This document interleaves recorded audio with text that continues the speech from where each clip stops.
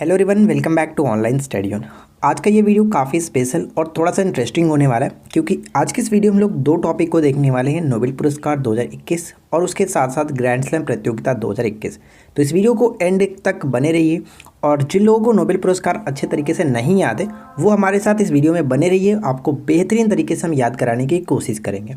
तो चलिए इस वीडियो को शुरू करते हैं। देखिए, सबसे पहला क्वेश्चन ये है कि शांति के क्षेत्र में 2021 का नोबेल पुरस्कार किसे प्रदान किया गया।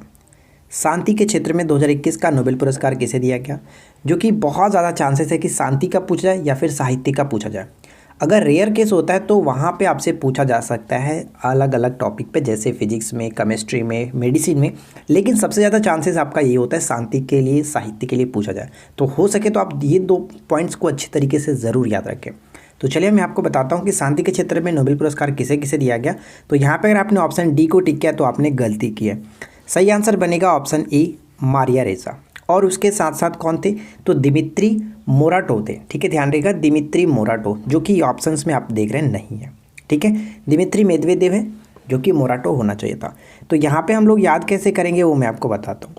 मित्र को शांति तभी मिलेगी जब मारिया मिलेगी। ध्यान रखिएगा, मित्र को शांति तभी मिलेगी जब मारिया मिलेगी। तो मारिया से आपको ये याद रखना है, मारिया रेसा हो गया। और मित्र से मैंने आपको ये याद रखने की कोशिश की है कि मित्र का मतलब दिमित्री मोराटो आपको याद रखना है। ठीक है, मोराटो, राइट। तो यहाँ पे हमारा सही आंसर क्या बनेगा, ऑप्शन ए को टिक करेंगे। फिलहाल जो मारिया रेसा है वो कहाँ से बिलोंग करती है, ये फिलीपींस की एक पत्रकार है, जबकि दिमित्री जो मोराटो है वो रूस से बिलोंग करते हैं। ये याद रखिएगा, जो कि बहुत इंपॉर्टेंट बन जाता है। चलिए अब बात करते हैं सेकेंड क्वेश्चन की। सेकेंड क्वेश्चन है कि 2021 में साहित्य के क्षेत्र में नोबेल पुरस्कार किसको सम्मानित किया गया। साहित्य के क्षेत्र में लिटरेचर में किसे दिया गया। तो लिटरेचर में बात करें साहित्य के क्षेत्र में ऑप्शन बी बिल्कुल सही आंसर होगा, अब्दुल रज़ाक गुरनार। ठीक है, अब्दुल रज़ाक गुरनार यहाँ पे बिल्कुल सही आंसर बनता है, बी को टिक करेंगे। सिर्फ एक ही व्यक्ति को मिला, याद रखिएगा। और जबकि 2020 का लुइस ग्लुक को दिया गया था, ये भी इंपॉर्टेंट है।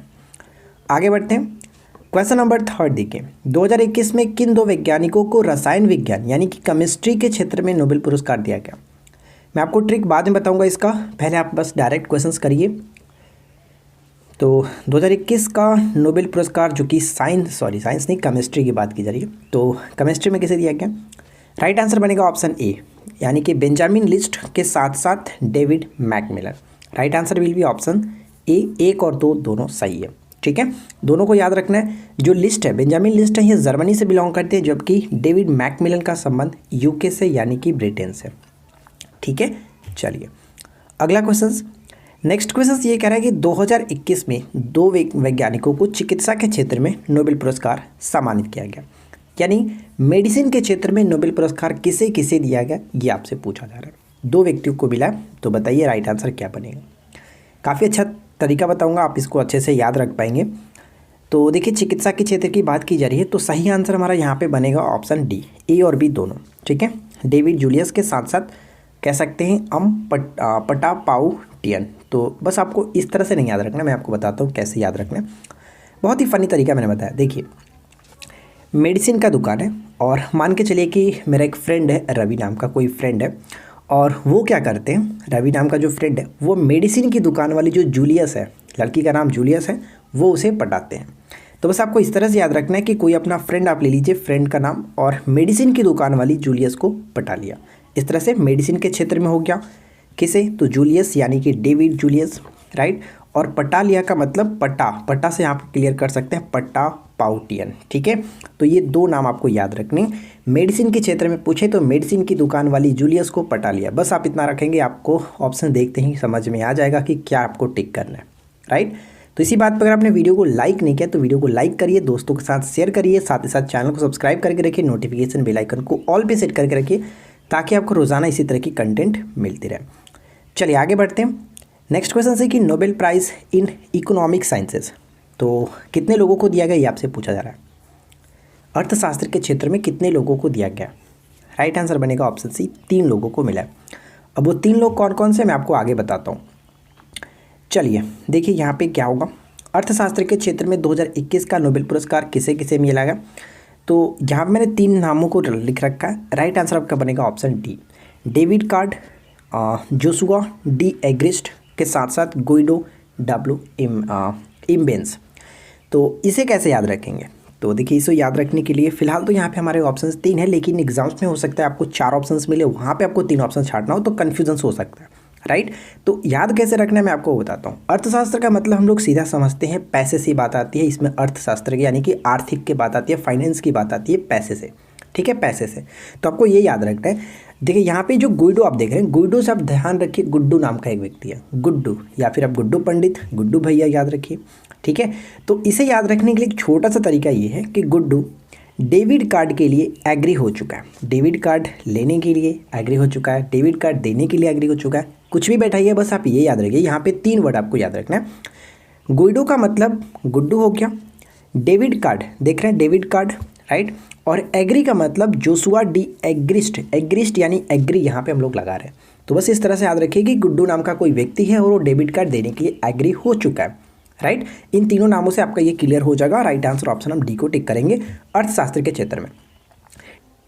देखिए यहाँ पे डेबिट कार्ड से आपको समझ जाना है कि अर्थशास्त्र की बात हो रही है, पैसे से बात हो रही है, तो आपको कंफ्यूज नहीं होना है कि किस चीज़ का ट्रिक था।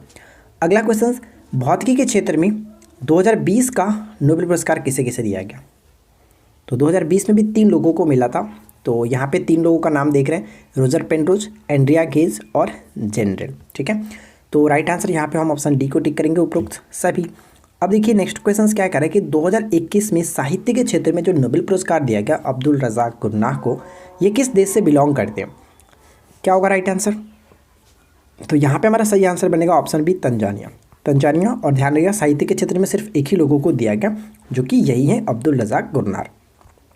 नेक्स्ट वन, हाल ही में चर्चा में रहे बेंजामिन लिस्ट किस देश से? मैंने आपको बताया था कि मैं आपको ट्रिक आगे बताऊंगा, तो बस अभी तक फिलहाल वीडियो को देखते रहिए। केमिस्ट्री का ट्रिक मैं आपको बताऊंगा, अच्छे तरीके से याद हो जाएगा।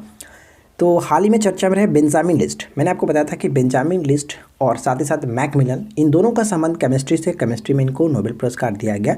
तो बेंजामिन लिस्ट का संबंध जर्मनी से, जबकि मैकमिलन का संबंध यूके से। तो यहाँ पे हमारा सही आंसर क्या बनेगा? ऑप्शन ए, जर्मनी, ठीक है। चलिए अगला क्वेश्चन, नेक्स्ट क्वेश्चन कह रहा है कि भौतिकी में नोबेल विजेता 2021 के संदर्भ में कौन सा मिलान सही है? देखिए भौतिकी के क्षेत्र में 3 लोगों को नोबेल पुरस्कार दिया गया और तीनों लोगों का नाम आप यहाँ पे देख रख सकते हैं और इनके देश का संबंध भी यहाँ पे बिल्कुल सही है। तो मनावी जो है जापान से संबंध रखते हैं, हैसलमैन का संबंध जर्मनी से और पेरिसी का संबंध इटली से। तो तीनों के तीनों बिल्कुल सही है, ऑप्शन डी को टिक करेंगे। अब इन तीनों के नामों को याद रखने के लिए एक छोटा सा तरीका मेरे पास है। अब इस तरीके को देखिए क्या है। हम ये कह सकते हैं कि फिजिक्स की क्लास में पारसी मैन को मनावे। अब इसको समझना है, फिजिक्स की क्लास का मतलब फिजिक्स की बात कर रहे हैं, फिजिक्स की नोबेल प्राइज़ की बात कर रहे हैं, ठीक है।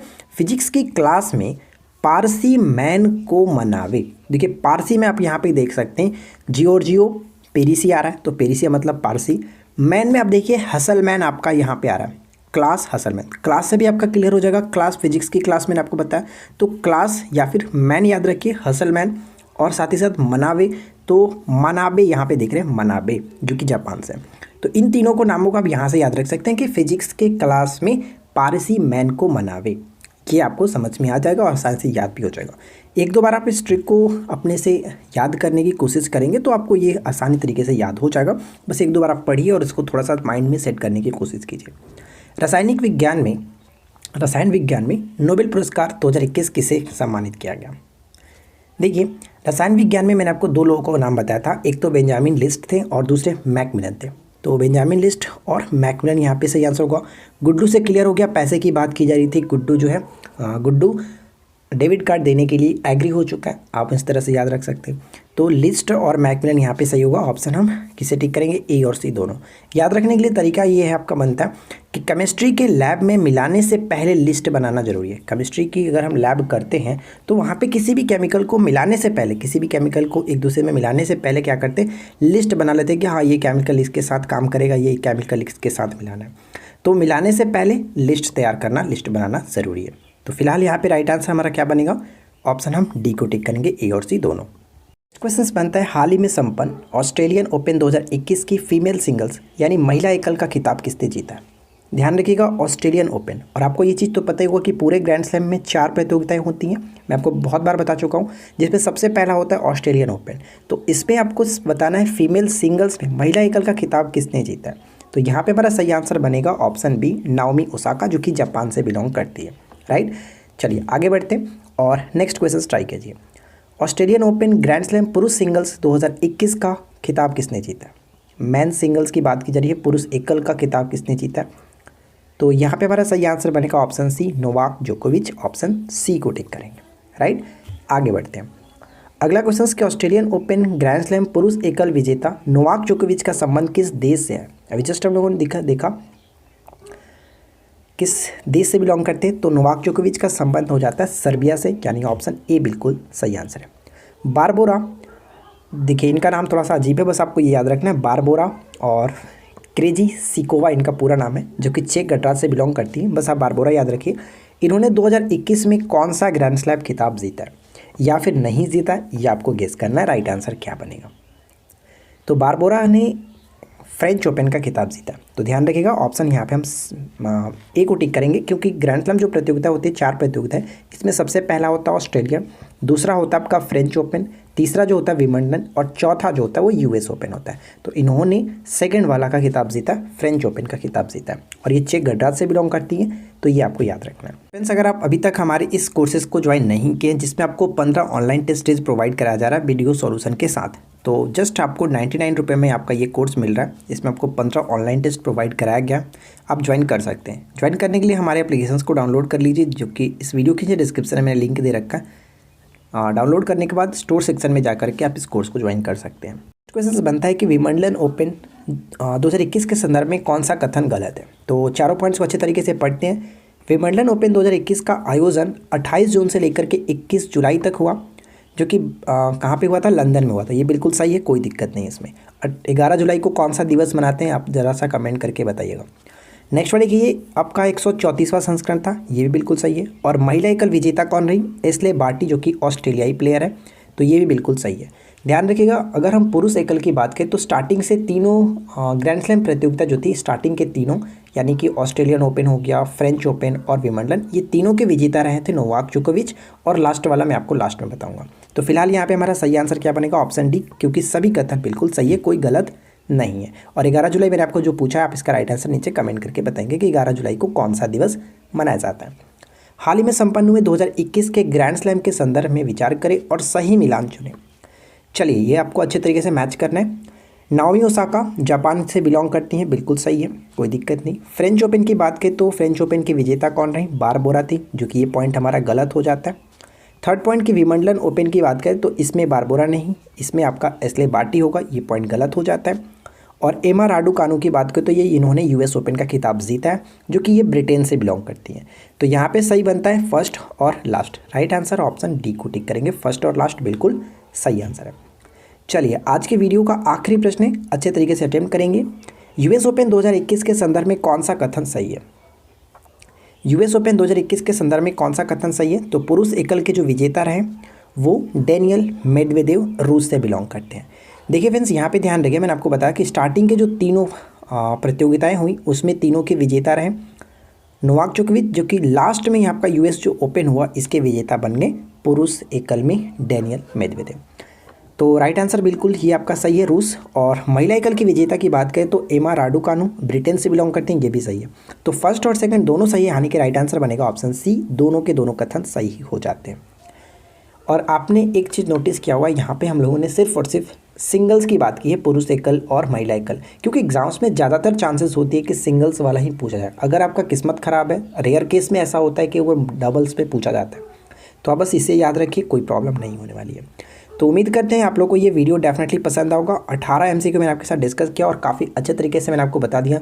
अगर आप इन 18 क्वेश्चंस को अच्छे तरीके से याद रखते हैं और मैंने यहाँ पे जो एक्स्ट्रा फैक्ट आपको बताई है अलग अलग क्वेश्चंस के, उनको याद रखते हैं, तो एग्जाम्स में अगर इन 2 टॉपिक से क्वेश्चंस पूछे जाए, मैंने आपको क्या बताया, नोबेल पुरस्कार के साथ साथ ग्रैंड स्लैम प्रतियोगिता, तो कोई भी क्वेश्चंस नहीं छूटने वाला है।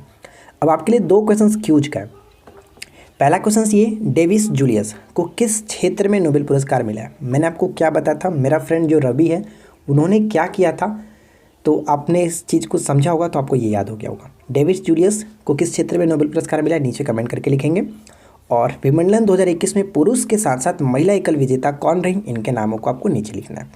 तो बस आज के इस वीडियो में इतना ही, मिलते हैं नेक्स्ट क्लास में। Thanks for watching, keep learning, have a good day.